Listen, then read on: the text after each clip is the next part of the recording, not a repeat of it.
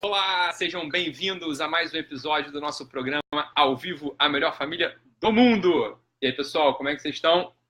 Tudo bem com vocês? Como é que foi esse dia? Se vocês estiverem aí me vendo bem, me ouvindo bem, não deixem de me avisar pelo chat para que eu saiba que está tudo ok com a transmissão. Então vamos ver o pessoal entrando aí. Antes de mais nada, eu queria que vocês anotassem o número do telefone para vocês darem uma ligadinha hoje para cá, se vocês quiserem, né? Vai dar tempo de ligar, sim. Então, o número é 21 99 388 9218. 21 99 388 9218. Pessoal entrando aí, Ana Cristaldo, Gisela Lamarca, Vandina Campos, Milena Gogola, tudo bem, Milena? Pedro, e aí, Pedrão, tudo bem? Alessandra Kutz. Ótimo, pessoal. Estão conseguindo ver bem? Ouvir bem? Du Martins pegou ao vivo aí. Que bom, Du. Tudo bem? Ive Cruz também falou que está vendo bem, ouvindo bem. Maravilha. Todo mundo conseguindo chegar aí. Pessoal se adaptando ao novo horário. Acabou o horário de verão, né? Então, em alguns lugares a gente, né, muda aí o horário e tal. Beleza. Para algumas pessoas vão precisar se adaptar. Também muita gente voltando aí a trabalhar, voltando às aulas, né? Mas está ótimo, está perfeito. Então, é isso. Nelma Poli aí com a gente hoje. Tudo bem, Nelma? Muito bom, pessoal. Estava falando aqui no início, né? Não deixem de anotar o número aí do telefone para que vocês possam entrar em contato. Tudo bem, Helena? Contato comigo aqui ao longo da transmissão, tá bom? Para a gente poder responder perguntas ao vivo. Então é 21 99 388 9218. Perfeito. Se quiser ligar aí, fica à vontade. Arthur entrando aí com a gente também. Muito bem, muito que bem. Tá ótimo, pessoal. Então, lembrando também a vocês, né, aqui na seção avisos, lembrando a vocês para que vocês vão até o nosso site www.amelhorfamiliadomundo.com.br e deem uma olhada lá no nosso ambiente que a gente está criando, né? Para que a gente possa organizar. Lá está organizado, as transmissões estão organizadas, né? Então, fica mais fácil vocês poderem ver alguma transmissão, algum episódio, né, passado que vocês perderam, ou é muito bom também para orientar, para indicar para amigos e familiares, tá bom? Ah, que bom, Mariana, tá ao vivo aí desde o início também, fico feliz, muito bom.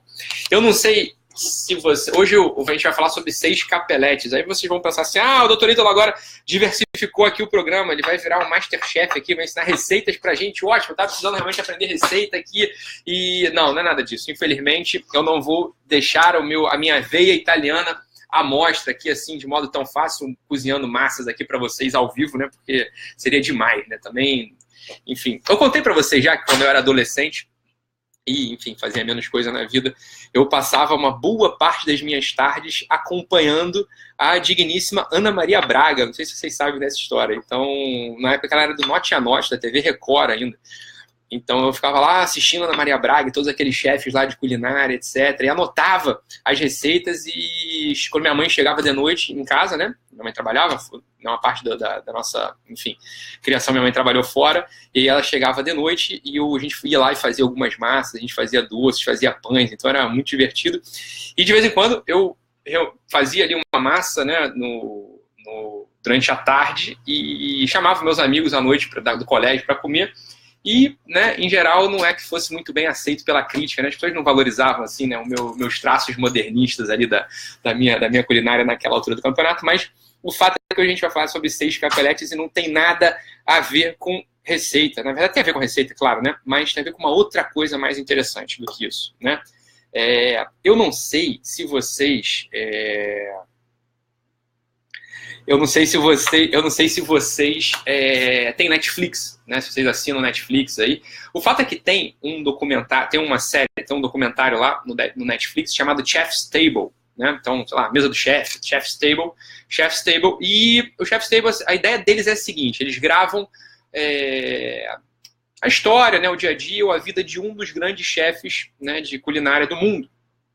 E tem ali no Chef's Table, o primeiro episódio do Chef's Table, eu acho muito interessante. Eu gostei muito de assistir a esse primeiro episódio. Trata-se de um personagem, de um chefe verdadeiro, real, chamado Massimo Bottura. Massimo Bottura. Não sei se vocês conhecem o Massimo Bottura ou não. Ele é da região de Modena, na Itália. Tá? E o que acontece? Essa região ela é muito tradicional pela sua culinária. Então, assim, a culinária da região da Modena, ela tem, né, assim, tem mais de 10 séculos de tradição de culinária. Então, tem produtores locais ali de queijo parmigiano reggiano, assim, que são maravilhosos, né?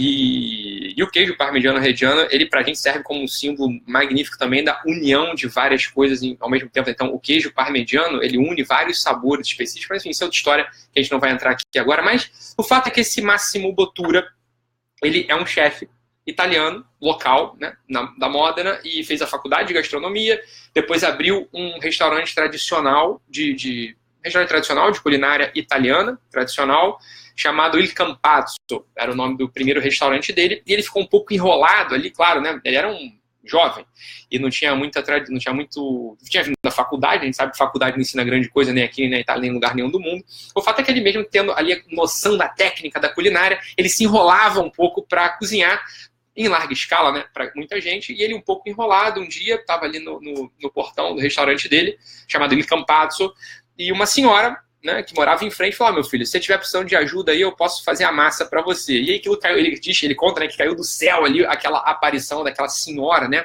a tradição italiana entrando pela porta dele e oferecendo ajuda, como uma verdadeira mama italiana, assim, uma nona italiana, né, uma avó italiana ali querendo abraçar o neto e ajudando o neto a produzir a sua massa e tal, e ele fala, né, o Massimo Bottura conta que aquilo ali, né, caiu como uma rolha, né, na história dele, assim, caiu como uma luva, e pronto, né, essa senhora começou a cozinhar, ajudá-lo, né, a preparar a massa, etc, e, bem, em determinado momento ele falou: tô cansado de fazer isso, já fiz isso aqui por muito tempo, né, então ele estava dentro da tradição italiana, ele se cansa um pouco daquilo, deixa o restaurante com essa senhora e vai para Nova York num período de, enfim, arejar um pouco as ideias, pensar um pouco melhor sobre a culinária, pegar alguns conceitos sobre culinária.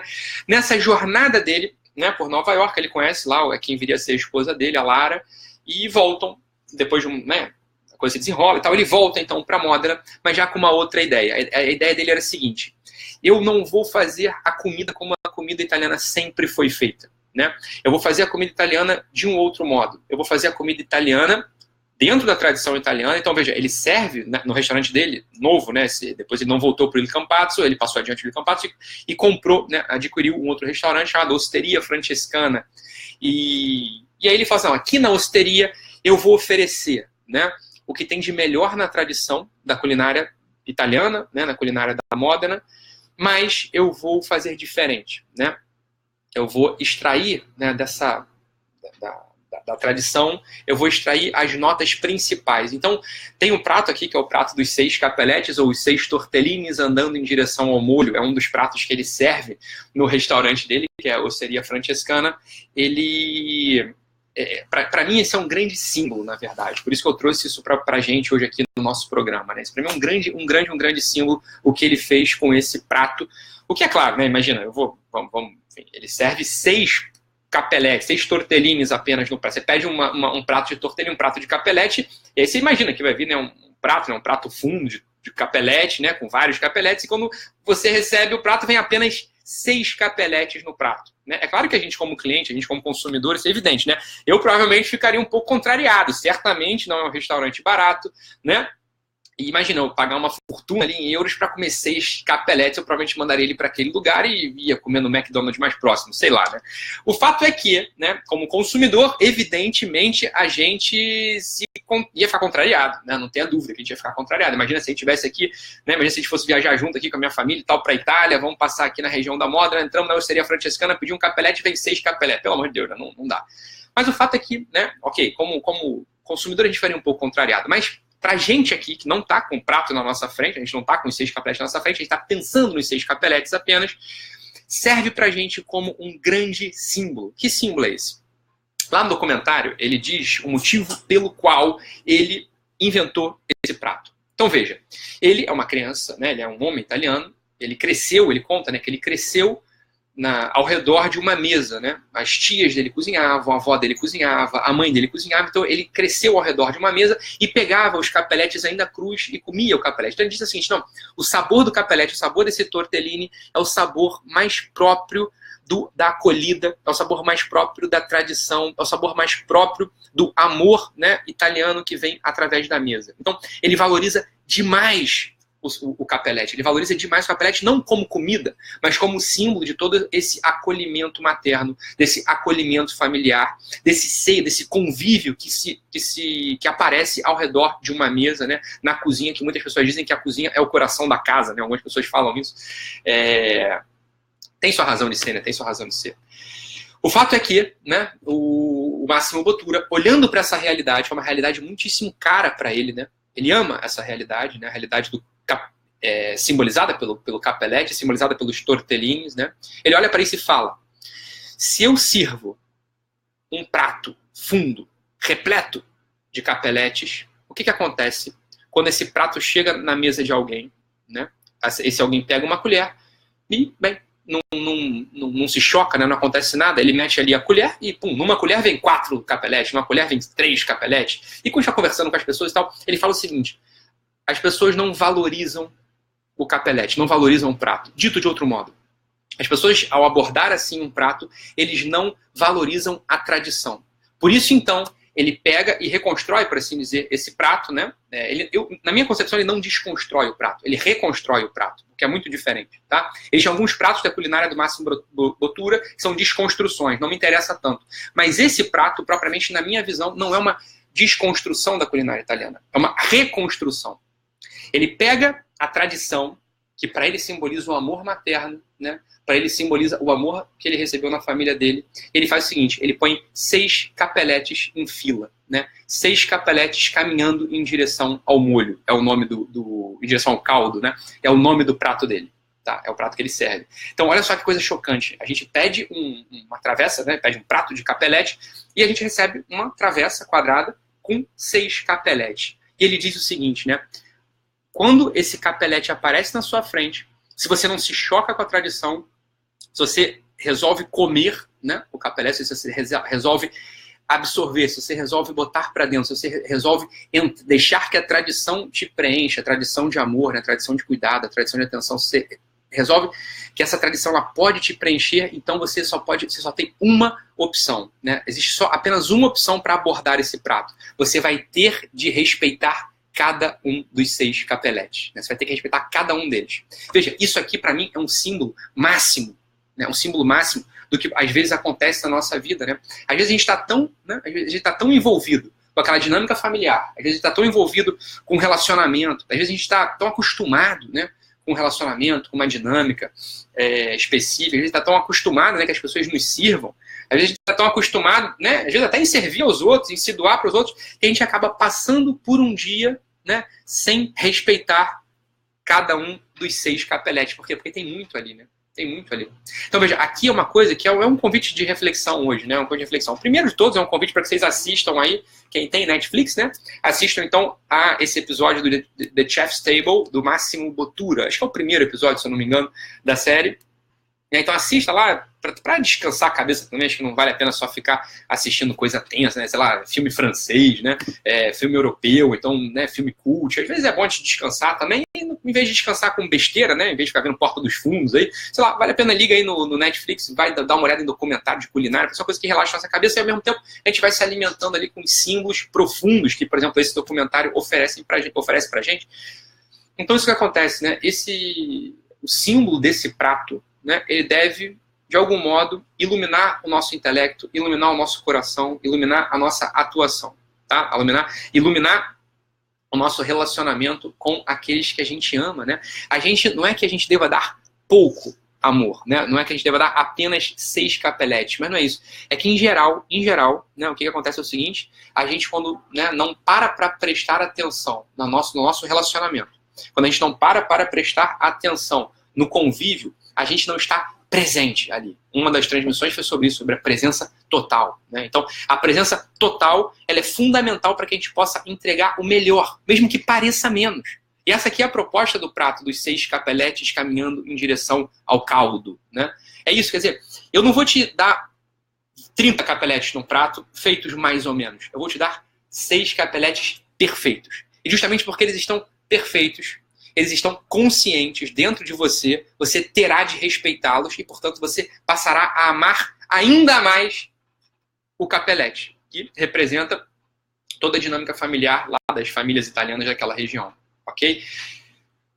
Conosco, né, essa é outra coisa que a gente tem que pensar no dia de hoje, né? Que atividades entraram no automático na nossa vida, assim como é automático enfiar a colher numa sopa, né, de capeletes e tomar, não é verdade? Que atividade, que relacionamentos eles estão no, né, sem grande sentido mais, sem grande intenção, né? Quando eu estou perto de alguém, eu estou ali presente. Hoje, por exemplo, mais uma vez eu assistia a um documentário, um pequeno documentário, né? Vindo aqui para o consultório, então eu não venho dirigindo, eu venho no Uber, né, justamente para poder aproveitar o tempo, etc, né, sentado lá atrás, né, converso com o motorista e tal, rapidamente, e já começo ali a trabalhar. Eu vim assistindo a um pequeno documentário de uma médica brasileira que criou o serviço do Albert Einstein de cuidados paliativos. Então ela ajuda as pessoas que estão na fronteira da vida, ela ajuda as pessoas que estão ali próximas à morte já. E ela diz uma coisa que, bem, não sei se eu consigo concordar com ela. Ela fala, não é que eu não os ajudo a morrer, eu ajudo a que eles vivam até o dia que eles morrem, tá? Enfim, é o jeito que ela enxerga a passagem. Uma pessoa, me parece, né, eu não posso, né, afirmar com toda segurança, porque, enfim, não a conheço profundamente, mas me parece uma pessoa muito, muito, muito sensata, muito sofisticada, sobretudo com muita presença, porque ela diz uma coisa ali que é o que eu acredito profundamente também, que a gente já conversou isso aqui alguma vez, né? Ela fala o seguinte: ela, né, porque é chefe de um serviço de cuidados paliativos, portanto ela está ali ao lado das pessoas que estão para morrer, né, uma vez que, né, imagina um câncer terminal, né, a equipe médica de oncologista só diz, não há mais nada que eu possa fazer, então ela recebe esse paciente e ajuda esse paciente, né, nos seus últimos dias, nos seus últimos meses, enfim, nos seus últimos momentos, tá? Aliviando a dor, né, aconselhando, etc. E ela fala uma coisa lá que me parece muito, muito, muito verdadeira. Ela fala o seguinte: ela, como chefe de serviço, ela recebe muitos pedidos de pessoas, né, que querem se tornar voluntárias, né, no hospital, ajudando, portanto, a que um parente, um amigo ou um desconhecido mesmo morra, né? Então, muitas pessoas são voluntárias para esse serviço. Muitas pessoas voluntariamente se dispõem a estar ali, né, na beira do leito, ao lado do leito, dando apoio emocional, apoio espiritual, né, apoio afetivo, apoio físico, muitas vezes, para aqueles que já não podem, né, enfim, já estão próximos da morte. E ela fala o seguinte: uma das coisas que um dos critérios que ela assume como necessários para que alguém possa desempenhar essa função é que essa pessoa esteja presente, que essa pessoa esteja instalada dentro do seu próprio corpo, que essa pessoa esteja instalada dentro da sua própria vida. Ela fala uma coisa que realmente me pareceu muito verdadeiro, né? Ela fala o seguinte: olha, uma pessoa que não está presente, uma pessoa que não está instalada na sua própria vida, ao se confrontar com a fronteira da morte, essa pessoa que achava que ia ajudar, ela se desintegra, né? Essa pessoa, ela perde as referências. Essa pessoa, portanto, não pode ajudar. Por quê? Uma não se encontrou ainda. E como a morte, a gente já falava no programa de ontem, né? A morte, ela está essa fronteira última, né, que põe questionamentos ali no primeiro plano. É uma fronteira, é um limite que exige que a gente esteja presente, né, verdadeiramente presente, para que a gente possa, então, ajudar aos demais. Tá? Isso é o que essa médica falava e me parece muito, muito, muito acertado. Tá? Uma das coisas importantes para que a gente ganhe presença, portanto, é comer os 6 capeletes. Né? Não reclamar quando aparecem apenas 6 capeletes caminhando em direção ao caldo na nossa frente. Né? A gente não deve chorar querendo um prato repleto de capeletes, porque se assim fosse, a gente respeitaria pouco essa culinária, a gente respeitaria pouco o prato, a gente respeitaria pouco a tradição, a gente respeitaria pouco o amor, a gente respeitaria pouco o serviço que os outros prestam a gente. E, né, analogamente, né, por analogia, a gente também tenderia a desvalorizar o nosso próprio serviço de amor, né, para os outros. Então, aqui está mais um vértice, né, desse poliedro chamado presença total.